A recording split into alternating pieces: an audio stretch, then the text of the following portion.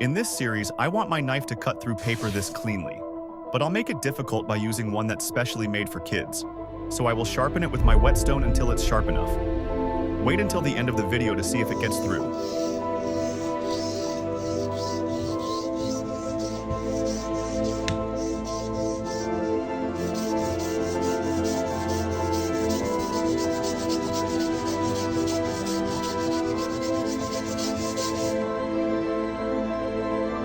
Also, before I show you today's results, make sure to leave a comment and hit the plus to claim one of the last OG tickets.